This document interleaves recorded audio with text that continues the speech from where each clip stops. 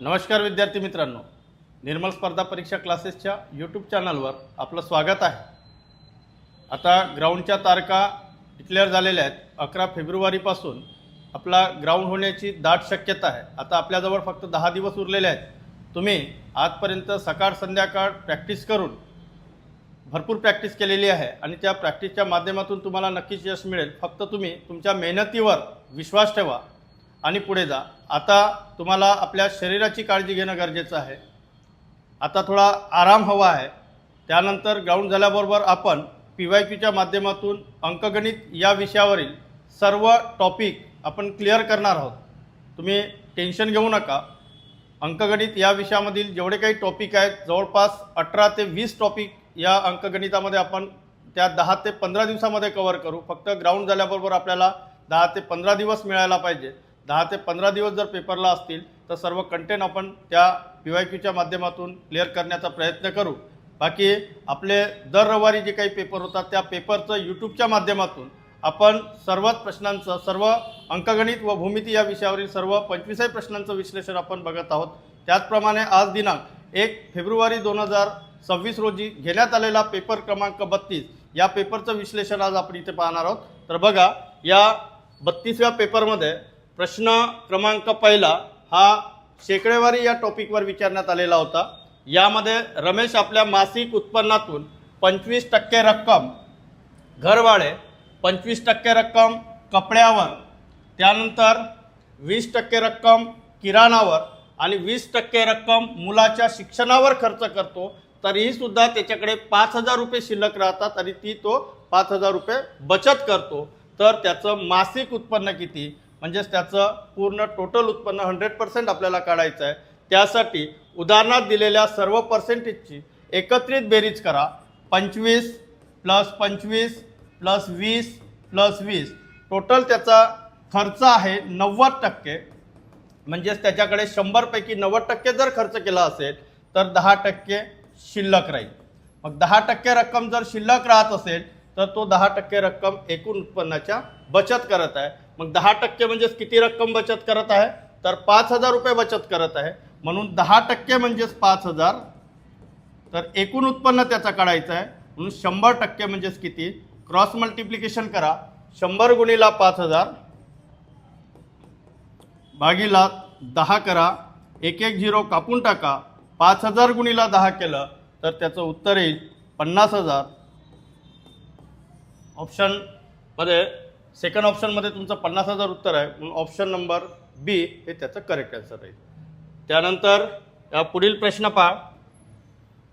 एका वस्तूचे अंकित मूल्य म्हणजे छापील किंमत, ज्याला आपण MRP म्हणतो, त्याच्या खर्चाच्या किमतीपेक्षा, आता खर्चाच्या किमतीपेक्षा म्हणजे खरेदी किमतीपेक्षा 1600 अधिक आहे, 1600 रुपयांनी अधिक आहे।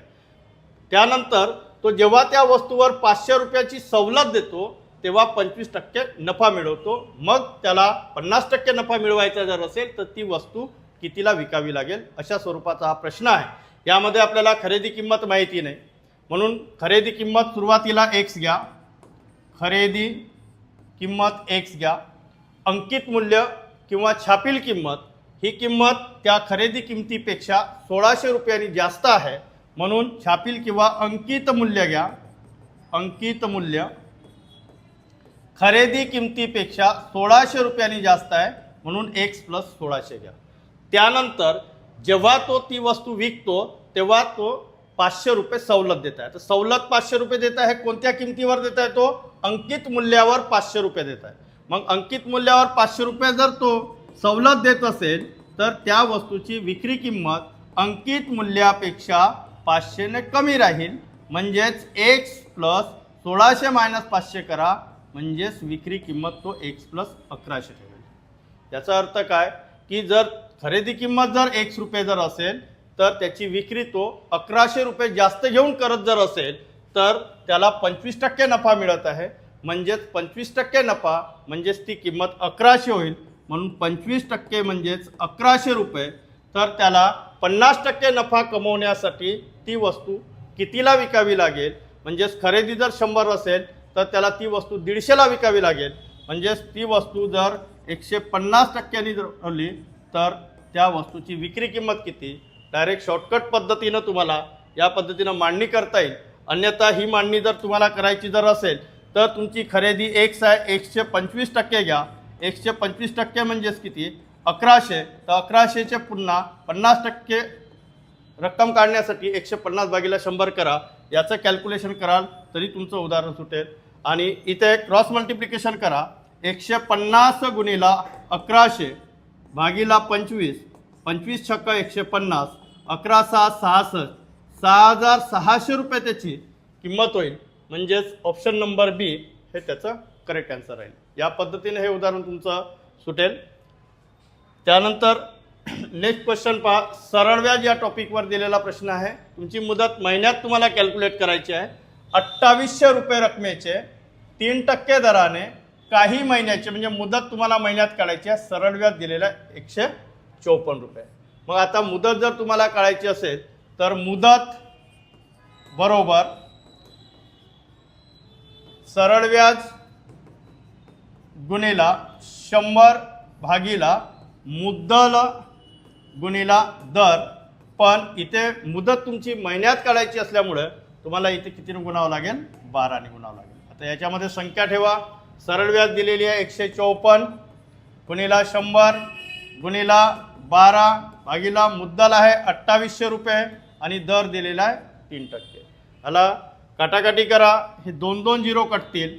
त्यानंतर 3चा भाग इथे 12मध्ये 4 वेळा जाईल.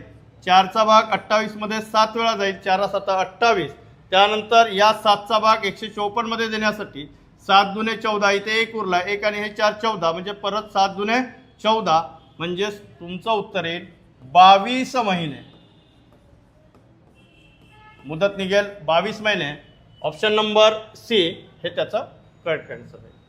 त्यानंतर नेक्स्ट क्वेश्चन पहा. हां, पुढचा प्रश्न आहे. कंटेनर 1 मध्ये 2 द्रव्य ए आणि बी हे 5ला 1 या प्रमाणात ठेवलेले आहेत आणि कंटेनर 2 मध्ये 1ला 3 या प्रमाणात आहेत. म्हणजेच तुम्हाला इथे 2 द्रव्य दिलेले आहेत ए आणि बी. ए आणि बी हे 2 द्रव्य दिलेले आहेत आणि कंटेनर 1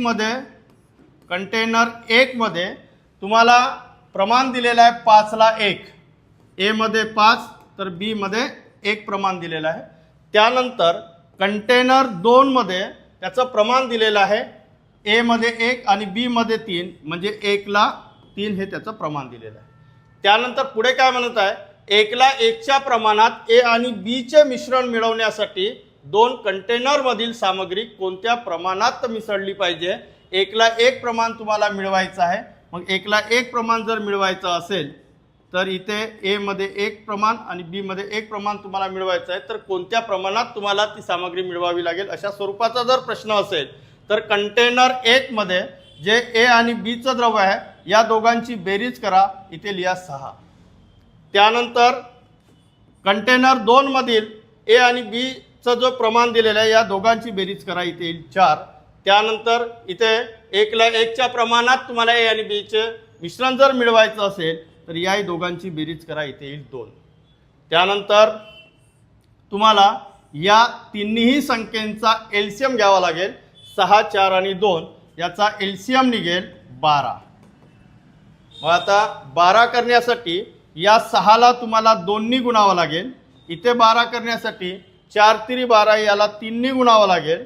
तसंच इथे 12 करण्यासाठी या 2ला तुम्हाला 6 करावं लागेल. म्हणजे या सर्व संख्या तुमच्या सारख्या होतील.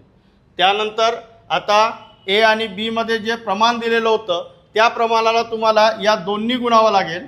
त्यानंतर याला या 3नी गुणावं लागेल आणि या दोन्ही प्रमाणाला 6नी गुणावं लागेल. आणि हे करत असताना पाहता इथे 2 गुणिला 5 केलं तर 10 येईल. हे कंटेनर ए आहे, द्रव्य ए आहे. त्यानंतर द्रव्य बी मध्ये 2 गुणिला 1 केलं तर इथे 2 येईल. त्यानंतर तुम्हाला कंटेनर 2चं दिलेलं आहे 3 गुणिला 1 करा इथे 3 येईल. 3 गुणिला 3 करा इथे 9 येईल. त्यानंतर या 6ला 1नी गुणा 6 1 6 येईल. त्यानंतर या 6ला 1नी गुणा इथे समान असल्यामुळे सारखी संख्या असल्यामुळं त्याचं प्रमाण 6ला 6 येईल. आता इथे पहा तुम्हाला एलिगेशन पद्धतीनं जर त्याची मांडणी करायची जर असेल तर तुम्हाला कुठल्याही एका याचा विचार करावा लागेल. तर तुम्ही या एची जर मांडणी केली तर मिश्रण पद्धत जी आहे त्या मिश्रण पद्धतीने एची मांडणी करत असताना इथे 10 लिहा, त्यानंतर या बाजूला तुम्ही 3 लिहा, दोघांचं एकत्रित मिश्रण आहे तुमचं किती 6 म्हणून इथे 6 लिहा. त्यानंतर असा क्रॉस वजाबाकी करा. 10 मधनं 6 मायनस केले तर 4 येईल आणि 6 मधनं 3 जर मायनस केले तर इथे 3 येईल.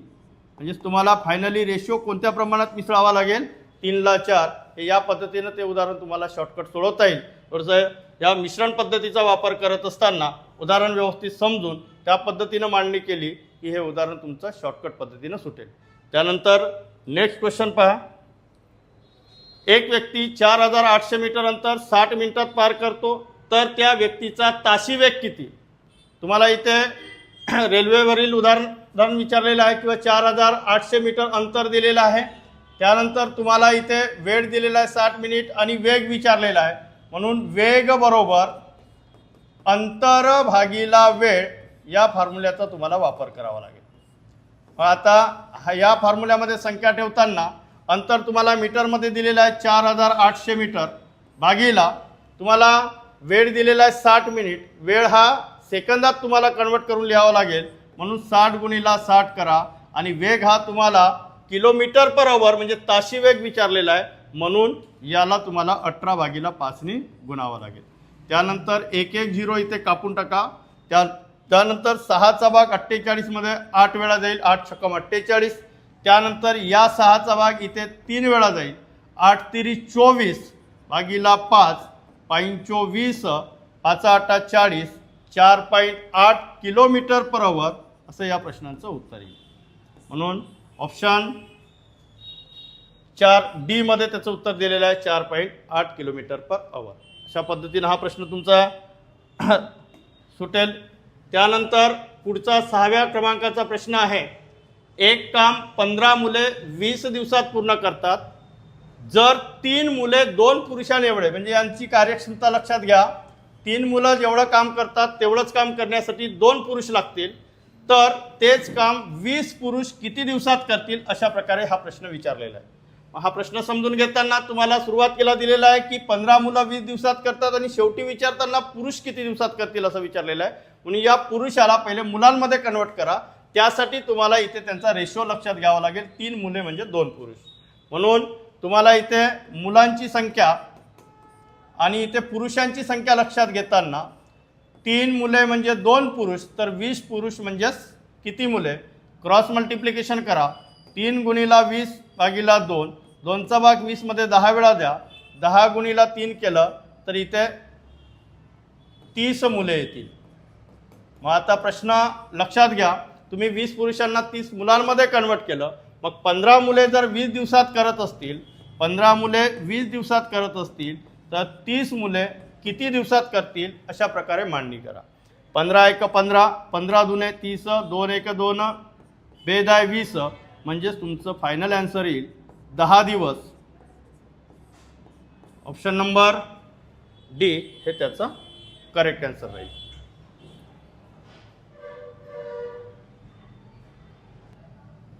हां, त्यानंतर पुढचा क्वेश्चन पहा. 7वा प्रश्न.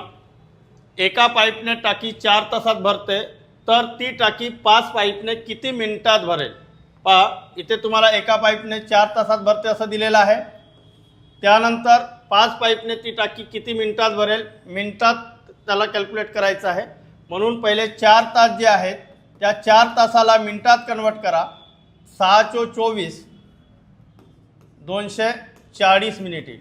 म्हणजे एका पाईपने ती टाकी 240 मिनिटात जर भरत असेल तर त्याच प्रकारचे 5 पाईप जर तुम्ही सुरू केले तर ती टाकी किती मिनिटात भरेल. तर इथे मांडणी करताना एका पाईपने 240 मिनिट लागत असेल तर 5 पाईपने किती वेळ लागेल किंवा किती मिनिट लागतील असा तो प्रश्न आहे. म्हणून 240 ते 5 इकडे भागाकारात घेऊन या. 5 × 24 5 8 40 म्हणजे तुमचं फायनल आन्सर येईल 48 मिनिट. उत्तर ऑप्शन नंबर सी हे त्याचं करेक्ट आन्सर आहे. त्यानंतर नेक्स्ट क्वेश्चन पहा. एका वस्तूवर 20% सूट दिली गेली, पुन्हा 10% सूट दिली गेली. म्हणजे तुम्हाला कंटिन्यू 20% आणि 10% सूट आहे. सूट जर असेल तर 100 मधून सूट मायनस करा. म्हणजे 100मधनं 20 मायनस केले तर 80 भागिला 100 करा, गुणिला परत 10% सूट आहे 90 भागिला 100 करा, गुणिला पर्सेंटेज काढायचे आहेत गुणिला 100 करा. हे 100 कापून टाका, एक एक झिरो इथला कटेल, 9×8 = 72, 72मधनं 100 मायनस करा, 28 येईल. म्हणजेच तुम्हाला एकत्रित सूट जी आहे ती किती मिळेल, 28% सूट मिळेल. ऑप्शन नंबर सी हे याचा करेक्ट आन्सर आहे. या पद्धतीनं हा शेकडेवारीवरचा प्रश्न होता. त्यानंतर नेक्स्ट 1 गिगाबाईट म्हणजेच तुम्हाला विचारलेला आहे की 1024 KB होईल, 1024 MB होईल, 1024 TB होईल की 1024 बाईट होईल. यासाठी या उदाहरणामध्ये 1 KB म्हणजे 1024 बाईट येईल. 1 KB बरोबर 1024 बाईट. त्यानंतर याच उदाहरणामध्ये 1 MB म्हणजे 1024, 1 MB म्हणजे 1024 KB येईल. त्यानंतर 1 GB बरोबर 1024 MB. या पद्धतीने तुम्हाला हे लिखाण लक्षात ठेवावं लागेल. 1 KB म्हणजे 1024 बाईट, त्यानंतर 1 MB म्हणजेच 1024 हे KB इकडे घ्या, त्यानंतर 1 GB म्हणजेच 1024 हे MB इकडे घ्या.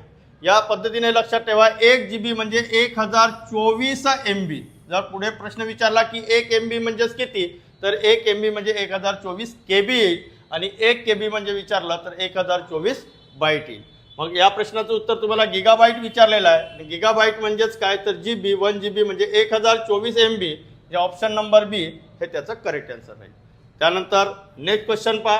एका चौरसाचे क्षेत्रफळ 324 चौरस सेंटीमीटर असल्यास त्याची परिमिती किती असेल. परिमिती काढायची असेल तर त्या चौरसाची बाजू माहीत असणं गरजेचं आहे. म्हणून आपल्याला क्षेत्रफळ दिलेलं आहे, म्हणून चौरसाचे क्षेत्रफळ बरोबर बाजूचा वर्ग. चौरसाचं क्षेत्रफळ दिलेलं आहे 324, बाजूचा वर्ग. मग आता इकडे बाजूचा वर्ग असेल तर बाजू काढण्यासाठी 324चा वर्गमूळ घ्या, म्हणजे 18 सेंटीमीटर त्याची बाजू निघेल. त्यानंतर तुम्हाला परिमिती विचारलेली आहे. मग परिमिती बरोबर फॉर्म्युला आहे 4 गुणिला बाजू. बाजू काढली तुम्ही 18 सेंटीमीटर, 4ला 18ने गुणलं तर 18 × 72 सेंटीमीटर त्याची परिमिती निघेल. ऑप्शन नंबर ए हे त्याचा करेक्ट आन्सर आहे. त्यानंतर नेक्स्ट क्वेश्चन पहा, आयतावर आधारित आहे. एका आयताच्या लांबी व रुंदीचं गुणोत्तर तुम्हाला 8:5 दिलेलं आहे. जर आयताची रुंदी ही लांबीपेक्षा 60 सेंटीमीटरने कमी असेल, याचा अर्थ काय की आयताच्या लांबी आणि रुंदीमध्ये 60 सेंटीमीटरचा फरक आहे. रुंदीपेक्षा लांबी 60 सेंटीमीटरने जास्त असेल किंवा रुंदीपेक्षा लांबीपेक्षा रुंदी ही 60 सेंटीमीटरने कमी असेल असा त्याचा अर्थ होतो. म्हणून सरळ 60 सेंटीमीटरचा जो फरक दिलेला आहे तो फरक घेऊन जो रेशो दिलेला आहे त्या रेशोची वजाबाकी करून डिवाइड करा, 8 - 5. मग 60/3 जर कराल तर तुम्हाला एक प्रमाण मिळेल 20. मग लांबी जर काढायची असेल तर लांबीचा रेशो 8 दिलेला आहे, 8 × 20 केलं तर लांबी निघेल 160. त्यानंतर रुंदी जर काढायची असेल तर रुंदीचा रेशो आहे 5, 5 × 20 करा, 20×5 = 100. लांबी 160 येईल, रुंदी 100 येईल. आता तुमच्या उदाहरणामध्ये जर अर्धपरिमिती विचारली असेल तर परिमितीचा फॉर्म्युला आहे परिमिती बरोबर 2 लांबी प्लस रुंदी. मग अर्धपरिमिती जर काढायची असेल, आयताची अर्धपरिमिती म्हणजे लांबी आणि रुंदीची बेरीज. मग अर्धपरिमिती जर काढायची असेल तर लांबी आणि रुंदीची बेरीज करा, 260 सेंटीमीटर त्याचं उत्तर येईल. ऑप्शन नंबर ए हे त्याचा करेक्ट आन्सर आहे. त्यानंतर पुढील प्रश्न जो आहे तो पुढील प्रश्न पहा. एका त्रिकोणाचे 2 कोन 37 आणि 81 दिलेला आहे. तुम्हाला त्रिकोणाचा प्रकार ओळखायचा असेल तर तिसऱ्या कोणाचं माप काढावं लागेल. त्यासाठी 37 आणि 81 या दोन्ही कोणाच्या मापाची बेरीज करा. 7 आणि 1 8, 8 आणि 3 11. म्हणजेच तुम्हाला 2 कोणाच्या मापाची बेरीज 118 निघाली असेल तर त्रिकोणाच्या तिन्ही कोणाच्या मापाची बेरीज 180 असते. 180 मधनं दोन्ही कोणाच्या मापाची बेरीज मायनस करा, 62 डिग्री हा तिसरा कोण निघेल. तुम्हाला एक कोणाचं माप 37 दिलेलं आहे, दुसऱ्या कोणाचं माप 81 आहे आणि तिसऱ्या कोणाचं माप तुम्ही 62 काढलं. त्रिकोणाच्या तिन्ही कोणाचा विचार करताना त्यातील तिन्ही कोण 90 पेक्षा कमी असल्यामुळं तो त्रिकोण जो आहे तो लघुकोण त्रिकोण होईल. म्हणजे ऑप्शन नंबर सी हे त्याचं करेक्ट आन्सर आहे. नेक्स्ट क्वेश्चन 13वा पहा. एका वर्तुळाची त्रिज्या दुप्पटीने वाढवली तर परिघ हा किती पटीने वाढ होईल. म्हणजे परिघामध्ये किती पटीने वाढ होईल. तर हा प्रश्न लक्षात घेत असताना तुम्हाला त्रिज्या ज्या पटीत वाढलेली असेल परिघ सुद्धा त्याच पटीने वाढतं. म्हणजेच तुम्हाला किती पटीने वाढ झाली असा प्रश्न विचारला असेल तर त्रिज्या जर दुप्पटीने वाढली असेल तर परीघसुद्धा तुमचा दुप्पटीनंच वाढेल, म्हणून ऑप्शन नंबर ए हे याचा करेक्ट आन्सर राहील. म्हणजेच तुम्हाला इथे त्रिज्या दिलेली आहे समजा 1/2 तर परीघसुद्धा तुमचा त्याच प्रमाणात बदलेल 1/2. वर्तुळाचं क्षेत्रफळ यावर सुद्धा तुम्हाला प्रश्न विचारलेले आहेत. त्रिज्या जर 1/2 जर दिलेली असेल तर वर्तुळाचं क्षेत्रफळ त्याच्या वर्गाच्या पटीत बदलते, म्हणजेच 1चा वर्ग 1 आणि 2चा वर्ग 4 हे क्षेत्रफळाचं कॅल्क्युलेशन राहील. तर हे मात्र परीघ त्याचा इक्वलमध्ये बदलते, म्हणून दुप्पटीनं त्रिज्या जर वाढली असेल तर त्या परीघसुद्धा तुमचा दुप्पटीनं वाढेल, म्हणून ऑप्शन नंबर ए हे त्याचं करेक्ट आन्सर राहील. त्यानंतर पुढील क्वेश्चन पहा. सचिनने एक दिवसीय क्रिकेटच्या 8 सामन्यात काही धावा काढल्या किंवा काही धावा केल्या. हे उदाहरण तुमचं सरासरीवर आधारित आहे. या उदाहरणाची मांडणी करत असताना 9व्या सामन्यात त्याने 62 धावा काढलेल्या आहेत. तेव्हा त्याची धावांची सरासरी 2ने कमी झाली तर त्याच्या 9 सामन्यातील सरासरी धावा किती? या प्रश्नामध्ये त्याने 9व्या सामन्यात किती धावा काढलेल्या आहेत? 62. 9व्या सामन्यातील 62 धावा घ्या. त्यानंतर सरासरी तुमची 2ने कमी झालेली आहे. सरासरी कमी झाली असेल तर प्लस करा, सरासरी वाढली असेल तर मायनस करा.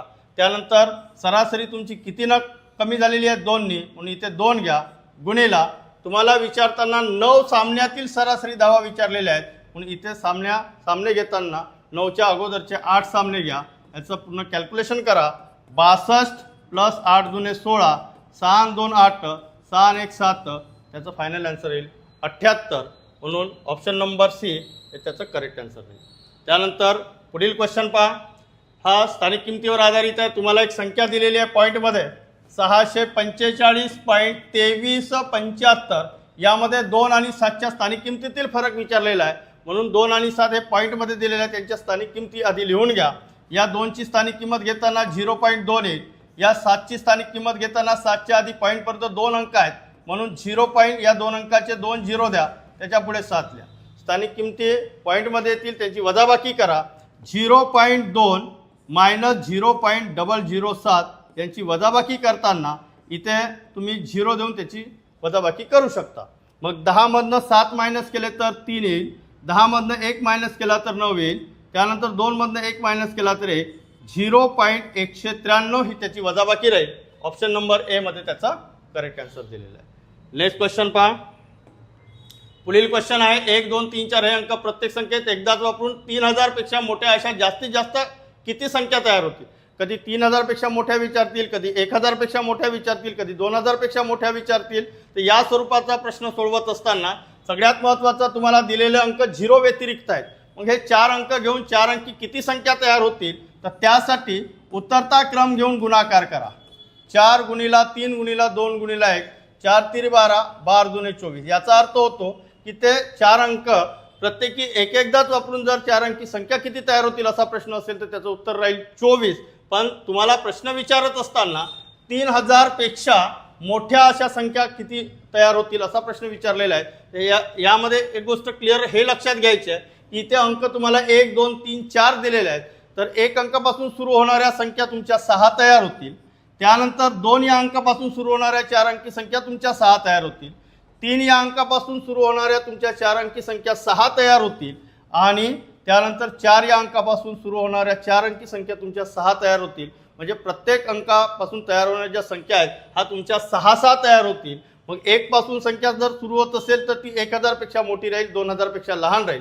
त्यानंतर 2 पासून सुरू होणाऱ्या संख्या 2000 पेक्षा मोठ्या राहतील, 3000 पेक्षा लहान राहतील. त्यानंतर 3000 पासून तुम्हाला त्या ज्या संख्या तयार होतील त्या संख्या तुमच्या 6 तयार होतील. आणि 3000च्या पुढे ज्या संख्या तयार होतील 2 ते 3000 त्यानंतर ज्या संख्या तयार होतील त्या संख्या तुमच्या 6 तयार होतील. तर मग तुम्हाला 3000 पेक्षा मोठ्या अशा जास्तीत जास्त किती संख्या तयार होतील? मला 3000 पेक्षा मोठ्या जर संख्या विचारल्या असतील तर 3000 पेक्षा मोठ्या ज्या संख्या आहेत 3 ने सुरू होणाऱ्या 6, त्यानंतर 4 ने सुरू होणाऱ्या ज्या संख्या आहेत त्या 6 तयार होतील. 6 + 6 अशा एकूण संख्या 3000 पेक्षा मोठ्या 12 तयार होतील. ऑप्शन नंबर सी हे त्याचं करेक्ट आन्सर राहील. त्यानंतर नेक्स्ट क्वेश्चन पहा. 123च्या पुढील 123वी विषम संख्या कोणती? दिलेली विषम संख्या आणि विषमच तुम्हाला विचारलेली आहे. मांडणी करताना दिलेली संख्या पुढील विचारल्यामुळे इथे प्लस, समसमामध्ये आणि विषम विषममध्ये 2-2चा फरक असतो म्हणून 2 घ्या. गुणिला तुम्हाला पुढील 123वी विचारलेली आहे म्हणून 123 घ्या. त्यानंतर जर तुम्हाला दिलेली संख्या विषम आणि विचारलेली जर सम असेल तर तुम्हाला इथे 1 मायनस करावं लागतं, पण दिलेली विषम आणि विचारलेली विषम आहे म्हणून तिथे -1 करायची गरज नाही. 123 प्लस 246 यांची जर आपण बेरीज केली तर 6 आणि 3 9, 4 आणि 2 6, 2 आणि 1 3, 369 त्याचं उत्तर येईल. ऑप्शन नंबर डी हे त्याचा करेक्ट आन्सर राहील.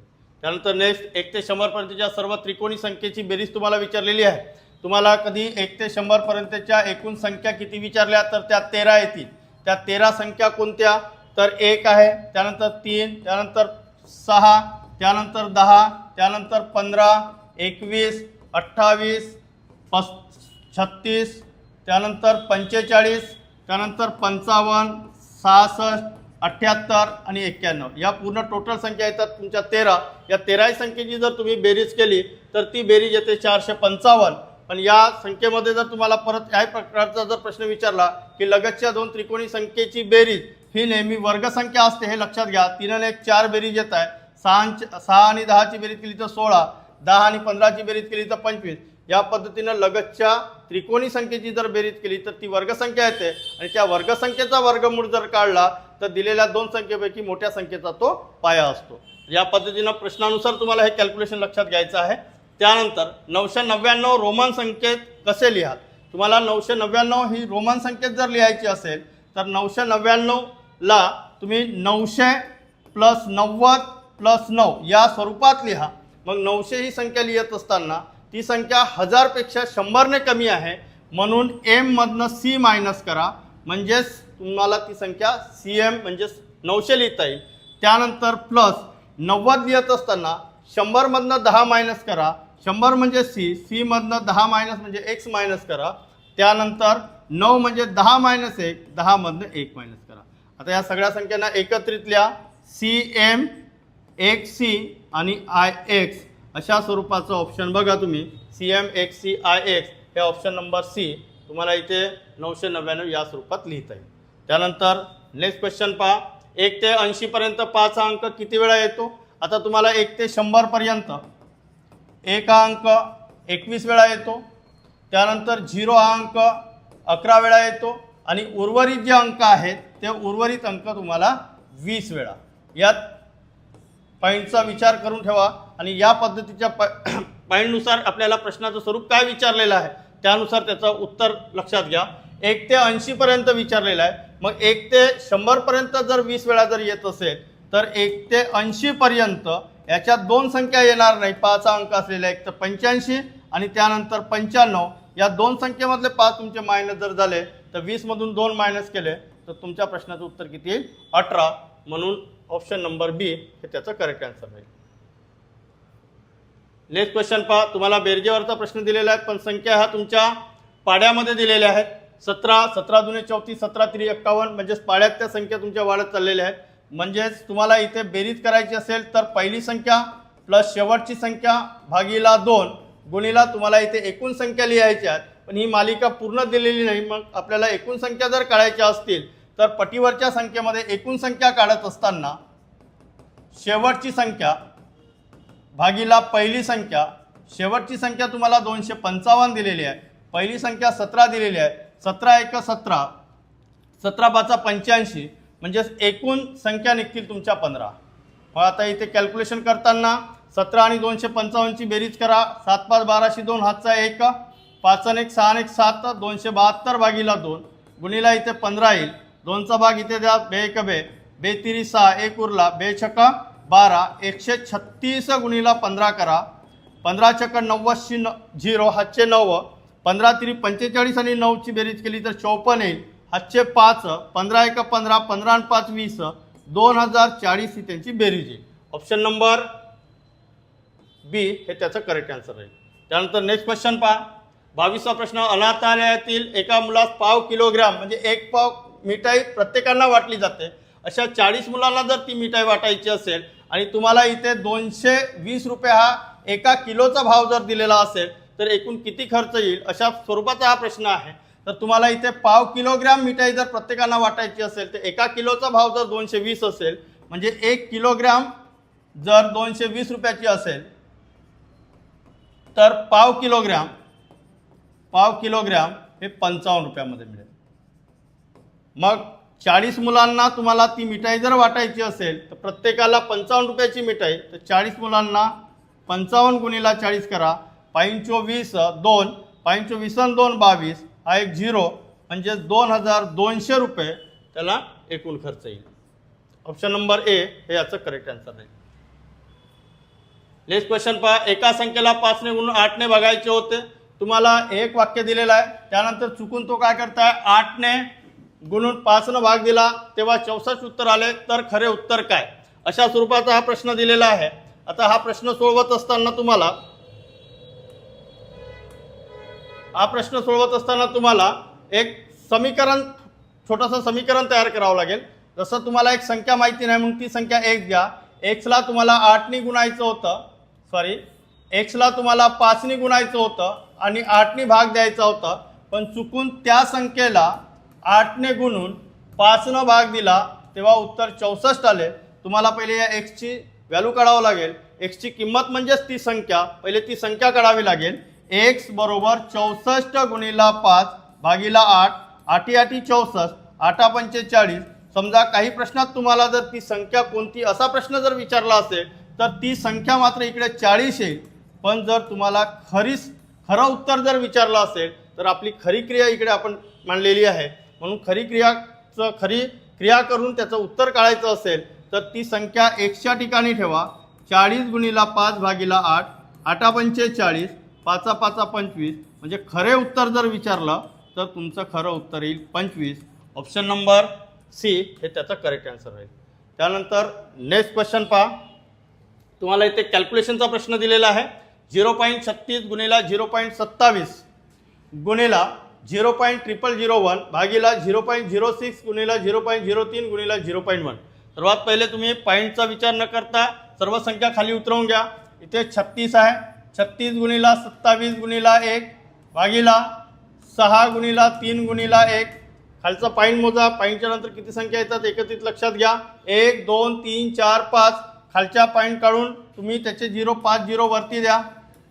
त्यानंतर वरती पहा 1 2 3 4 5 6 7 8. वरती 8 पॉईंट आहेत म्हणून 8 0 खाली द्या. 1 2 3 4 5 6 7 8. त्यानंतर पहिले हे 5 0 आणि इथले 5 0 कापून घ्या. त्यानंतर कुठे भाग जाते तिथे भाग द्या. 6 6 36. त्यानंतर 3 दुने 6. आता इथं उरले 27 गुणिला 2 54 आणि खाली उरलेली संख्या आहे 1000. मग तुम्हाला 54 भागिले 1000 जर आलेलं असेल तर ऑप्शन तुम्हाला पॉईंटमध्ये दिलेले आहेत. 3 0 जर असेल तर वरची संख्या लिहून 3 अंकी संख्या तयार करा. 1 2 3 अंकी संख्या तयार करून इथे पॉईंट द्या. तुमचं फायनल आन्सर येईल 0.054. ऑप्शन नंबर ए हे याचं करेक्ट आन्सर आहे. त्यानंतर पुढील शेवटचा क्वेश्चन आहे पहा. जर x + 1/x = 19 तर x चा वर्ग प्लस 1 भागिले x चा वर्ग. इथे प्रश्न दोन प्रकारे तुम्हाला हा प्रश्न विचारला जाईल. इथे कधी प्लस दिलेला असेल तर कधी मायनस दिलेला असेल. जर इथे प्लस असेल तर सरळ मांडणी करताना x + 1/x ची व्हॅल्यू जर तुम्हाला 19 दिलेली असेल तर 19 चा वर्ग करा. इथे प्लस असेल तर इथे -2 करा आणि इथे जर मायनस असेल तर इथे +2 करा. त्यामुळे तुम्हाला कॅल्क्युलेशन मिळेल 361 - 2 359 हे तुमच्या प्रश्नाचं उत्तर राहील. अशा स्वरूपाचे 25 प्रश्न आपण आजच्या पेपरमध्ये विचारलेले होते. तर या पेपरमधील सर्व प्रश्न आपले सोपे जरी असली तरी प्रश्न टॅकल करताना आपल्याला ज्या काही अडचणी येतात, कधीकधी सोपा प्रश्नही आपल्या हातून चुकतो, सिली मिस्टेक होतात. प्रश्नामध्ये व्यवस्थित त्याचे युनिट किंवा त्याला टॅकल करताना प्रश्नाचं स्वरूप समजून काही सेकंदात ते उत्तर काढता आलं पाहिजे. त्यासाठी तुमचा सराव असायला पाहिजे. म्हणून आम्ही आमच्या निर्मल स्पर्धा परीक्षा क्लासेसच्या यूट्यूब चॅनलच्या माध्यमातून दर रविवारला झालेले पेपर यांचं विश्लेषण आपण या यूट्यूब चॅनलच्या माध्यमातून तुमच्यापर्यंत पोहोचवण्याचा प्रयत्न करतो. धन्यवाद.